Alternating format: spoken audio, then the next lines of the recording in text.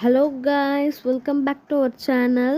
Today நம்ம பார்க்க போகிற ரெசிபி கல்லீரல் கிரேவி. இந்த அட்டகாசமான கல்லீரல் கிரேவியை வாங்க எப்படி பண்ணலான்னு இந்த வீடியோக்குள்ளே பார்க்கலாம். ஃபர்ஸ்ட் நம்ம கிரேவியை ரெடி பண்ணிடலாம். அதுக்காக நான் ஒரு வெங்காயம், ஒரு தக்காளி, அப்புறமா கொத்தமல்லி இலை, இஞ்சி பூண்டு பேஸ்ட், மிளகு, அப்புறம் 2 டேபிள் ஸ்பூன் தேங்காய் அரைச்சும் சேர்த்துக்கலாம், இல்லை அரைக்காமல் அப்படியே கட் பண்ணியும் சேர்த்துக்கலாம். நான் இன்றைக்கி அரைச்சி சேர்த்துருக்கேன். இப்போ இதை ஒரு மிக்ஸி ஜாரில் சேர்த்துட்டு நல்லா கிரைண்ட் பண்ணி மையாக அரைச்சி எடுத்துக்கோங்க. இப்போ மசாலா ரெடி ஆகிடுச்சு.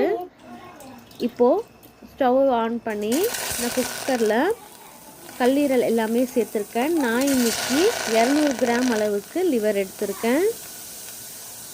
அதுக்கு நம்ம வச்சுருக்க மசாலா கரெக்டாக இருக்கும். இதில் எண்ணெய் ஊற்றாமல் அப்படியே நான் ஃப்ரை பண்ணிகிட்ருக்கேன். அதோட தண்ணியெல்லாம் நல்லா வற்றி இருந்தால் தான் நல்லாயிருக்கும், ஏன்னா ஸ்மெல் எதுவுமே இருக்காது. அதுக்கப்புறமா எண்ணெய் ஊற்றிட்டு எண்ணெய் காஞ்சதுக்கப்புறமா நம்ம அரைச்சி வச்சுருக்க மசாலா எல்லாமே இந்த குக்கரில் சேர்த்து நல்லா கிளறி விட்டுக்கோங்க.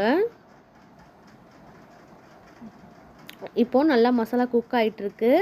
இதில் 1 டேபிள் ஸ்பூன் மிளகாய்த்தூள், 1/4 டேபிள் ஸ்பூன் மஞ்சள் தூள், ஒரு பிஞ்ச் அளவுக்கு நீங்கள் கரம் மசாலா அப்படி இல்லைன்னா அந்த ஏலக்காய் தூள் இருந்தால் சேர்த்துக்கலவங்க. அவ்வளோதாங்க. இப்போ நல்லா இதை கிளறி விடுங்க. சால்ட் போட மறந்துடாதீங்க. அவ்வளோதான். இந்த மசாலாவில் நம்ம தேவையான அளவு தண்ணி சேர்த்துட்டு இப்போ குக்கரில் ஒரு 10 விசில் விட்டு எடுத்துக்கலாம். ஏன்னா 10 விசில் வந்தால் தான் அந்த ஈரல் நல்லா வெந்திருக்கும்.